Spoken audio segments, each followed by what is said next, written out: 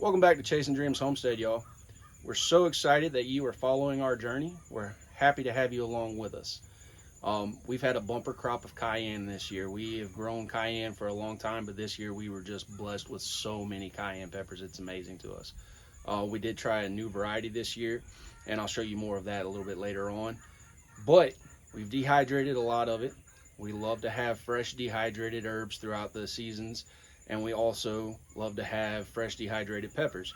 So we've dehydrated and ground a lot of that we'll use in our wintertime cooking. But since we have so many of them, I thought it would be a good idea to show you guys and gals a hot sauce recipe that we make. We make a lot of different hot sauces throughout the year, but this one is one that we've used in the past to be able to utilize those extra cayennes, but also the cherry tomatoes that are running rampant this time of year. So without further ado, I'm going to take you guys and gals down to the kitchen and show you some magic. Stay with me. All right, so to make this hot sauce, I'm going to cut the green ends off of every pepper. If there's a brown spot, I'll cut that off too. You don't want that to be in your sauce. Now, if these were anything beyond the Scoville unit of a cayenne, I would certainly be wearing gloves. But I found as far as most peppers go, and these peppers for sure, all I gotta do is wash my hands and then soak my fingertips in a bowl of milk for just a little while. And that takes care of any residual oils from the pepper that folks have encountered when chopping peppers, and then later on experience that after chop burn, so to speak. Now also, this is primarily cayenne peppers, but I had two beautiful poblanos and I like the flavor of poblano, so I'm going to add these to this hot sauce batch. Still got a few more to chop up. I'll be back when that's done.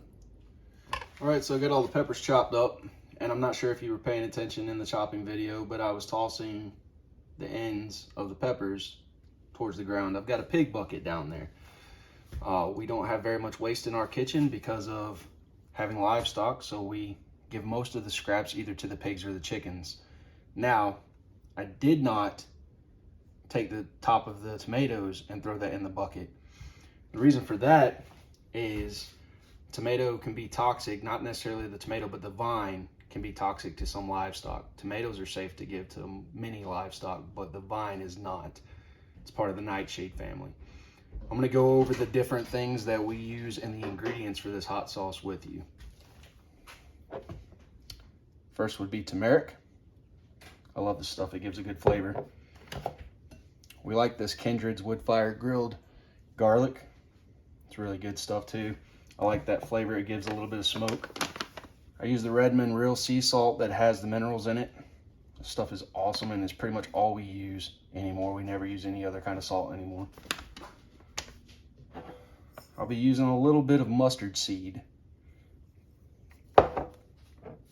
This is some of our homemade onion powder that we made this year with our Excalibur dehydrator. Be using a few fermented garlic cloves in it. We love the taste that the fermented garlic brings to the table, so we'll be using that. And I'll be using some natural evaporated cane sugar. I like that sweet heat, so to say. This is plain white vinegar. I'll use 1 quart of that. I'll use 1 pint of apple cider vinegar. You can stick with strictly white vinegar if you'd like.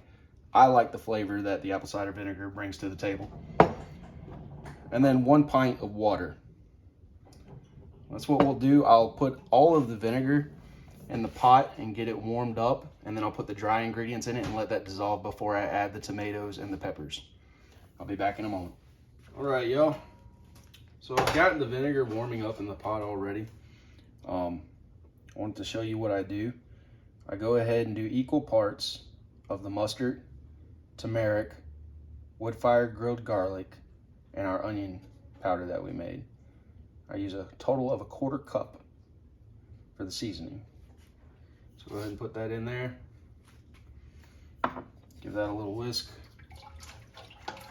Now at this point, I have the eye turned to medium. It doesn't need to be boiling to dissolve everything. And when I put the peppers and tomatoes in, I will actually turn down the eye to probably around 3. The reason for that is you definitely, y'all, do not want boiling, steaming pepper vinegar in your kitchen. I'm telling you, it will burn your eyes. So the next is a 1/3 cup of that sugar I told you about. Put that in there. 1/8 cup of the Redmond sea salt with the minerals. Put that in there. Go ahead and give that another stir. Now you don't have to do this step. You can just put it all in one shot. It's just the way I like to do it. I do not add my peppers and my tomatoes until most of this has dissolved in the pot. Now this next part is subjective. It's however much you want. I love garlic, so I'm going to put a few heaping scoops of this fermented garlic cloves in my sauce. I eat these daily. If you've never had fermented garlic, it is amazing for your health. It has a nice crisp kick to it. It's good stuff. I'm gonna put the lid back on here. I'm gonna let that heat up a little bit so everything will dissolve. But while we're waiting on that, I just want to show y'all. So this Pyrex pattern, my wife and I started collecting these a few years ago. We really like the pattern. Well, come to find out, this pattern's name is actually called the Homestead pattern. So I thought that was kind of cool. But here's a beautiful bowl of peppers ready to rock and roll. Now this is the first year that we've ever grown these gigantic cayennes. I'm used to the little thin ones. I promise you, these dudes kick just as much as these little ones do. So it's pretty exciting, especially since we like to dehydrate and grind up our own cayenne pepper as well. We like to dehydrate and grind up and whatnot a lot of different seasonings. We try to do everything fresh. It just gives more flavor, and I think it's a little bit better for you. I mean, we have no clue how everything's grown that we're buying in the supermarket. I did use that wood fire grilled garlic and that turmeric, but I do try to limit how much of everything I use, just because we don't know what pesticides they may have put on those herbs while they were growing them. Y'all got to bear with me. I apologize. I'm a little under the weather. But I wanted to share this pepper recipe with everyone. Just going to give it a little check. Oh yeah, it's getting there. See a little steam coming out of it. So it's definitely getting there. Let's see if I can show y'all what it currently looks like versus what it will look like when it's all done. There we go. Y'all forgive our old stove. We're frugal. Stove still works, so we're going to keep it. When it stops working, I'll upgrade us to something a little better. All right, guys. So we've got that ready. Now all we've got to do is start adding the peppers. A bowl of peppers. Now I weighed these, and that's right at 2 pounds and 3 ounces of chopped peppers. I went a little heavy on the tomatoes this go around, but this is an excellent use for the cherry tomatoes. This is almost 3 pounds of cherry tomatoes though, y'all. So what I'll do is I will let all of this sit in here and simmer for 25-30 minutes. And then after that's done, I'll come back and I'll put this in the blender and blend it up. I'll show you guys that step after this is simmered. But once again, just to let you see how it's looking. There it is. I'll be back.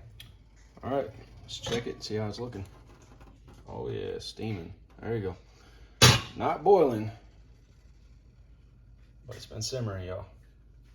So there we go. Bring this back over here. Show you the next steps. Cool. Alrighty. So I'm gonna start ladling this in to the blender.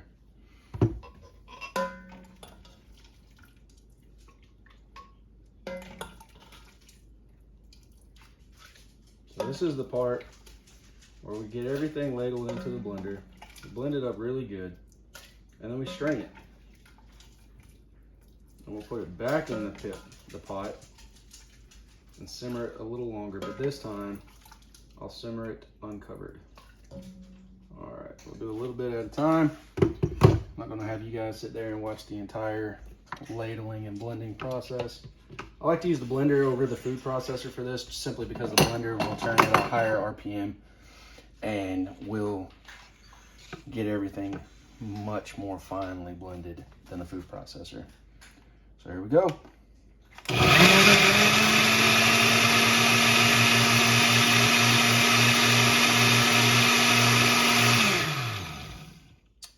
Always keep your hand on it, as y'all saw. It wanted to come out the top there. A little mess is okay, we can clean that up.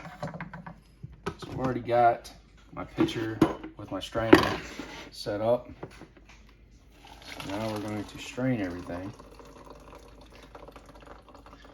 Now here's a little trick, y'all.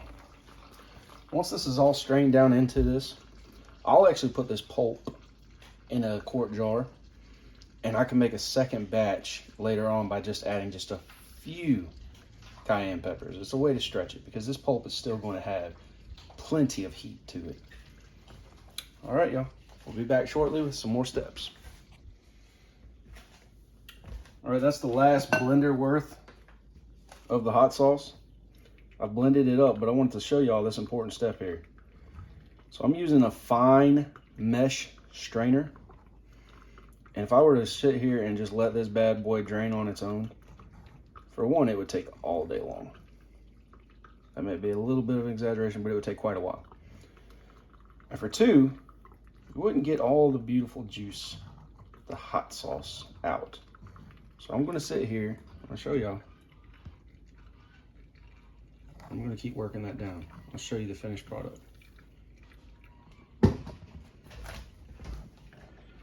Just gonna keep working that down and getting that ready for the hot sauce.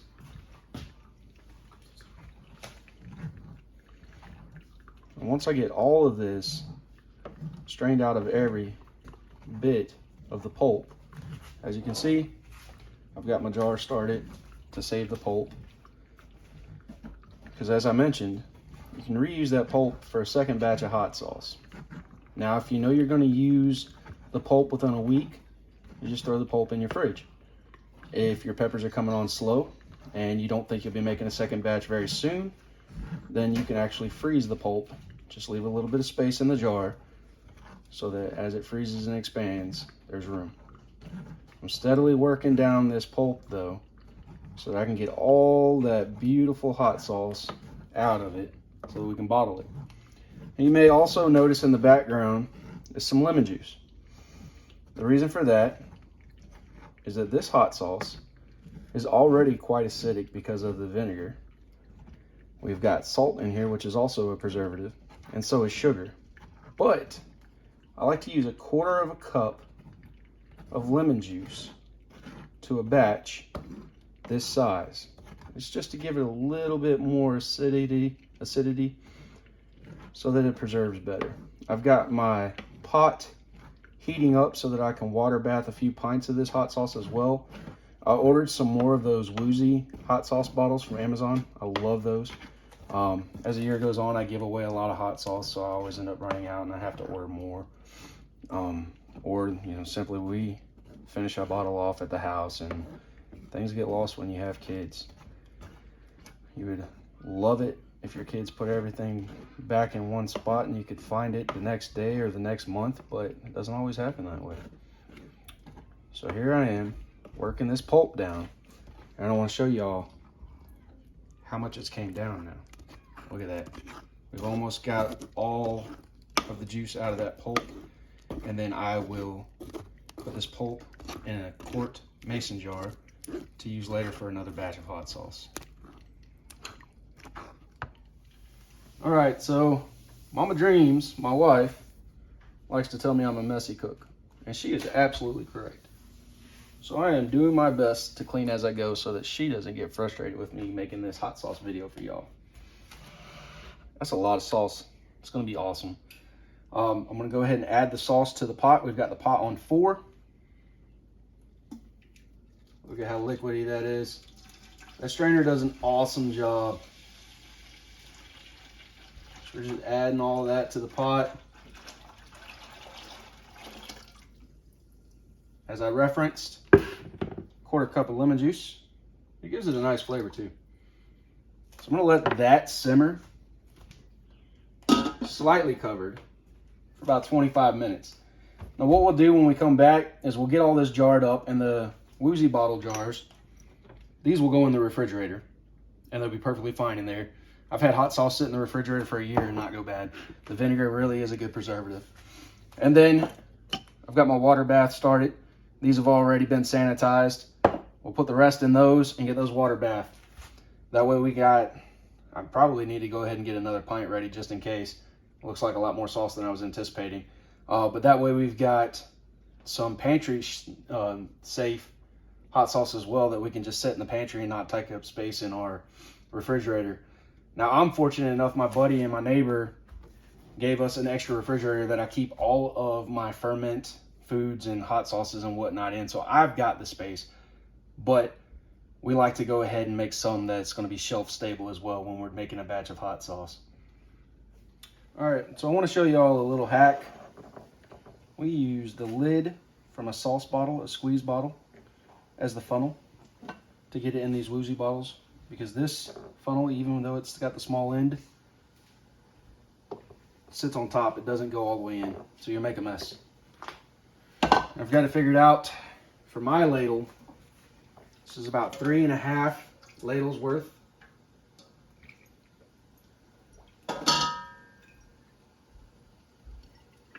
To fill the bottle. I went ahead and filled all the other bottles because, I mean, who really wants to watch me sit here and fill a bunch of bottles, y'all? But I wanted to show y'all this little hack of using the squirt bottle lid as your funnel to get these hot sauce bottles loaded if you do go with the woozy hot sauce bottles. I always order these from Amazon. I'm not sure if there's other places that you can find them, but that's just where I found them. I think my most recent order was 30 bottles for $28. So it's pretty inexpensive. Now it's not hard to overfill this, so once you get towards the end, kind of want to go slow and be careful with it.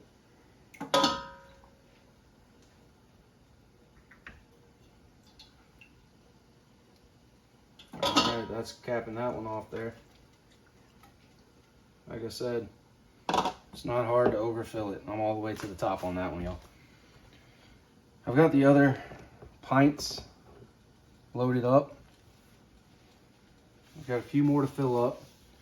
And then with anything we can, you just want to wipe the rim of the jar with a little vinegar prior to applying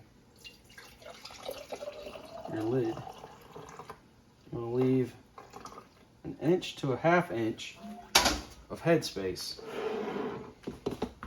And this will go in the water bath. This doesn't have to be pressure canned. The lids and the rings have been sterilized. Well, this will go in the water bath for 25 minutes. Since this one's a little short, this one will go straight in the fridge, and we'll enjoy this one over the next couple weeks. So we'll go ahead and just cover that one on up and set that one back there with the other bottles that are going to go in the fridge. Go ahead and open up the water bather. Set that right there. I'm going to damp this in a little bit of vinegar. Doesn't take a lot. Just want to wipe the lid. That one is this one. Fingertip tight's all you need, folks. Once this is done and it seals, I will loosen but leave the ring on there. That way if we get a bad seal, we'll know that it didn't seal properly. But it helps you keep track of your rings. Helps your rings not get rusty. I know a lot of canners take their rings completely off, and we used to do that too when we were told by other canners to take them off so that you know if you get a bad seal. But after seeing some other folks do their canning, we've decided that we're going to start using this method to where we keep the rings with the jars. Once it's done sealing, we just loosen them up so that they sit on it. Like I said, we'll set this in the water bath canner 25 minutes. Bring it out, let it cool 24 hours. Hear that magical ping, and you know you've gotten a good seal. And then these are pantry safe pints of hot sauce that we can later on, if we want to, when these bottles get empty, add back to those bottles. Now, anytime you're water bathing, you want to make sure that your water is an inch or more over the top of the jar. But that's it for now. We'll be back once everything's done. All right, y'all. Our water bathing is done. Let's see if we can get lucky enough to catch the ping. That's how you know you got a good seal, when you hear that ping.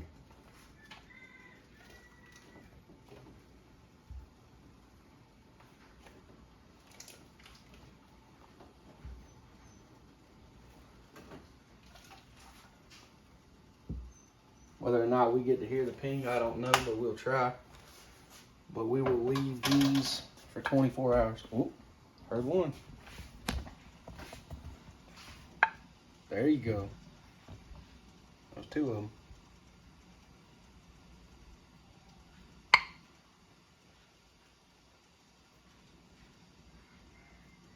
One left.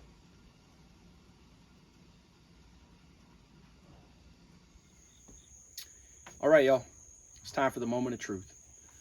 Back when I was a young man, back before I joined the military, I was a towboater. And I was lucky enough to be on a few large boats and a few small boats. On the large boats, they had a cook. And something that always stood out to me was on that large boat, our cook, she was a sweet old lady. She told me, don't ever trust a skinny cook. And I kind of looked at her, I was like, how come? She said, a skinny cook ain't trying their food. Well, I ain't skinny, y'all.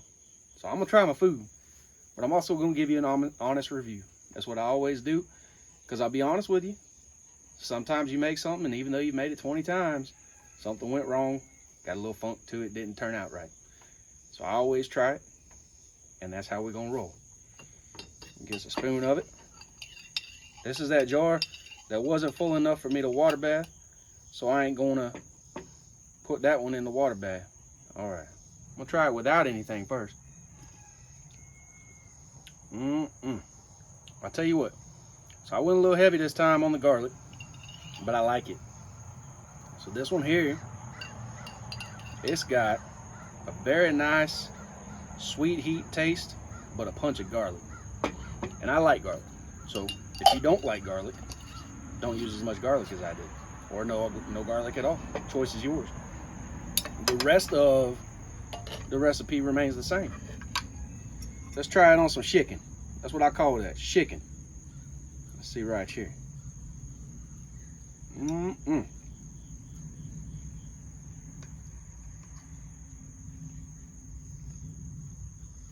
That's good stuff, y'all. Heck yeah.